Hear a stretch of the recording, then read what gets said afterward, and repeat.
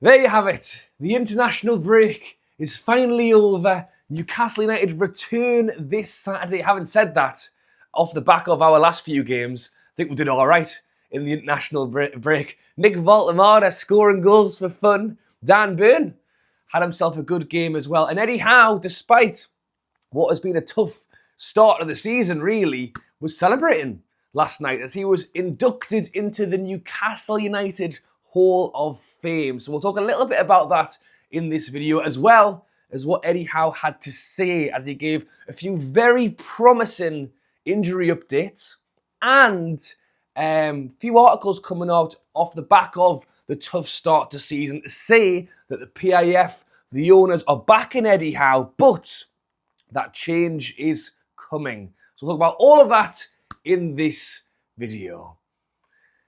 Yes, guys, how's it going? Welcome back to a new video. I'm sitting here, it's absolutely freezing this morning. I put my jumper on, my funky mug.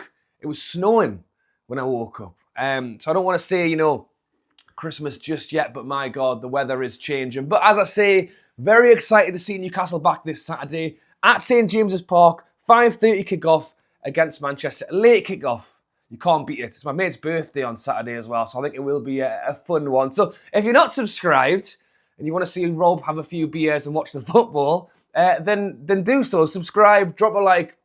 Drop a like if you are happy to see Eddie Howe get inducted into the Newcastle United Hall of Fame. I was looking down the list this morning. First person who's a current member of... Because I thought maybe as Dan Burn, but obviously the cut was only 5 minutes ago. I think the first person who's actually a current player, member of the squad to actually be inducted, which is normally quite strange. Normally Hall of Famers like 20 years down the line. I mean, we've seen, Shearer's in there, Jackie Milburn's in there. Realistically, I think Eddie Howe deserves it, being the first manager to bring silverware, domestic silverware in 70 years, but still quite odd with him being the current manager to be inducted. So if you're happy to see him get that accolade, let me know in the comments. Drop a like if you are happy to see it. And I think Eddie Howe is so self-aware, isn't he? It's like I think Eddie Howe will turn it around, and it will. I don't know, maybe I've just got me black and white tinted glasses on this morning, but yeah, it feels very much like eat, sleep, Eddie Howe. It's like he's the constant. And in his interviews at the Hall of Fame, obviously he said a lot of very nice, very proud words of the city, of the fans. But he's not daft either. And he actually said, have you had the chance to have a little bit of a rest in this international break? He was like, no. After the tough start of the season, after the last very, very, very disappointing couple of games, he said that really he's had no chance to rest, which is why it was a little bit odd. He's won the trophy. Really, I think a lot of Newcastle fans, similar to myself, if I'm honest, after the last game, just turn the telly off and we'll just sit quietly for a couple of weeks and just let it kind of just go away from your body, because it has, despite the Champions League start, the league has been a struggling watch, I would say. But, as I've mentioned, Eddie Howe, very proud to pick up his accolade, but did go on to give updates. And as I've mentioned already, backing from the owners for Eddie Howe is big, but reports coming out that change needs to be made. So there's already changes going on behind the scene as it is. Obviously, Darren Neils has left, Paul Mitchell has left, Peter Silverstone has left. The new CEO's come in. Ross Wilson's come in as the new director of football as well. And I should imagine the changes in the background will continue. What we hope in terms of change and club change will be that Hopkinson is able to take that next step now, albeit in the stadium, be it in commercials, be it in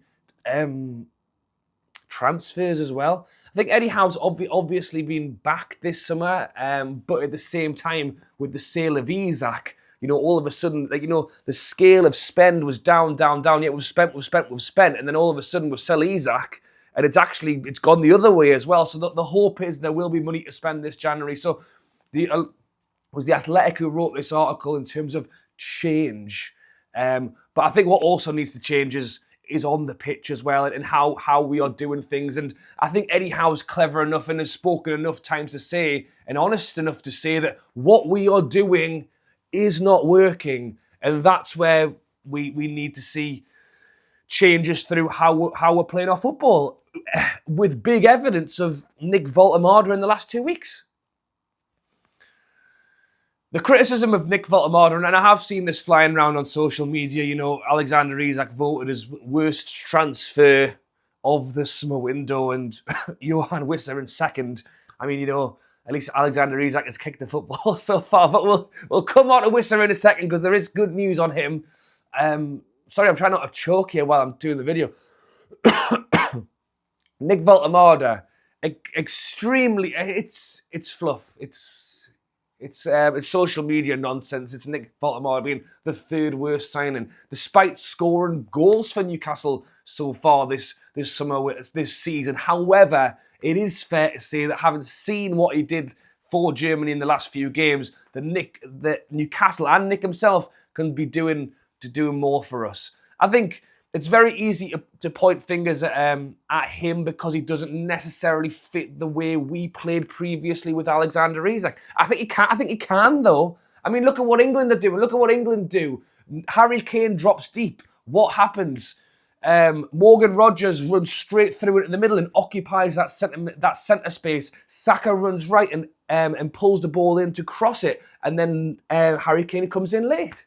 You know, there's one England game that I've watched and I've just devised Eddie Howe's next strategy. But yes, as I say, from the articles coming out and from what Eddie Howe has said himself, I think there could well be changes coming very, very soon, including the game against Manchester City. In fact, the Athletic hinting at a possible 3 or 5 at the back formation, a mix-up in the midfield, and changes to how the wingers interact with the striker, which we need to do. You know, how many times can you try and smack a square peg into a round hole and hope it works? And I think our intensity is there in the home games. I think the game against Man City, after a 2-week break and a bit of like build-up suspense of it, we will see hopefully a bit of an unleash from Newcastle this Saturday. But as we've mentioned already, trying to keep up that intensity over 3 games in a week in away games where teams are matching us. You know, it's not a situation where we are the bullies of the Premier League anymore, if we ever were that. We were certainly intense, and now we are like sleepwalking into West Ham and going, and they're running us all over. So yes, if we aren't going to be intense, we have to be better at football, essentially. And at the minute, the way we're trying to play football is not working. So well done to Eddie Howe on what he's achieved so far. But it's like in football, I think Eddie Howe would probably admit this. You know, you're only as good as your last game. There has been a little bit of criticism for Eddie Howe. But as I've mentioned already, I'm still firmly got the Eddie Howe cap on. And I believe he can turn it around. But it's not going to be easy. And I think he needs the January window to help him. And what other thing he needs is players returning from injury. Lewis Howe, right? If Eddie Howe says one more time that he's on the brink of returning, Lewis Howe played twice for the younger age England this week, and Eddie Howe still yesterday told us that he was in the early stages of recovery. No, Eddie, we've seen him play 2 matches. He's fine. I presume what Eddie Howe is actually meaning is that in terms of, as I've just mentioned, the intensity of the Premier League, maybe he doesn't think he's quite ready for that. But you have to suggest that him returning, they reckon that Livermento's getting close and that Johan Wissa is getting closer. And I do think that those players returning will not suddenly, click a magic wand or whatever and it'll all be fine. But I think they will make a big difference. If you're a fan of Adam Cleary, his recent video about Newcastle United is top notch. So go give it a look at it. And it makes perfect sense. And you can see it happening in real time. And essentially, so much criticism. Well, there is so much. Some criticism of the Newcastle midfield at the moment, which is strange because despite Tonali winning man of the match every week, and I think Bruno being one of the few players who can actually get the ball forward, have had it, and Joe Linton's form has dropped, have struggled a little bit. If you're Sven Botman and you look up, and you know the options are Dan Burn on the left, you're not really sure you want to give the ball to. Trippier on the right, who's not making like an outrageous run like Livermore would. He's probably just sitting next to Chow or Shaw having a chill. So you're like, well, where should I give the ball then? I know, I'll give it to Tonali. By that point, Brentford, West Ham, or whoever have got 4 players marking them because the options that we're able to actually give out is so much less. So as soon as you bring Hall, the 15 minutes we saw of Hall, was it against West Ham? You know, was arguably better than the 70. And this is again no slant on Dan Burn. Everyone has to keep caveating it. We love Dan Burn. He scored the goal to win us a cup. You'll forever be a legend. He's just not a left back, and because of that, it's hampering how we're able to move the ball forward. Tonali's having to come deep. Voltemada's having to in our own box trying to get the ball. You know, let's give it a hole. Let's play a 1-2. Let's move up the pitch. Let's have Livermore do a dart and run, and Chow send the ball over. Those are 2 big outlets that we are totally lacking right now, and the reliance on the midfield to create is just too much. So, in the meantime, I think Eddie Howe needs to make changes to allow us to have more space, to have more freedom, but undeniably, those 2 returning will be huge. I think we have to see Lewis Hall this Saturday, and hopefully Tino will be back very soon. And there's even whispers of Johan Wissa on the return as well. First off, it offers us a respite for Voltemada. I think him playing through... You're on about Voltemada not keeping up the press. You know, he's come to a league which I think he probably wasn't which is more physically demanding, may not be as physically fit and ready for it, and then asked him to play 3 times twice in a week, I guess.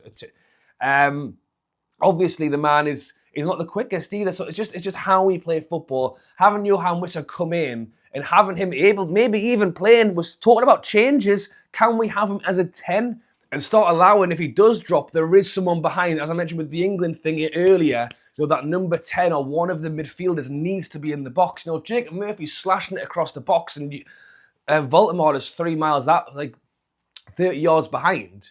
You know, it should be Ramsey, or it should be Bruno, or it should be the left winger busting the gut to be on that centre spot. So that's little tweaks that we need to make. And look, Eddie Howe's had 2 weeks of it. Obviously, players have been away, but the noises coming out are that we're going to be pushing for, and I like it.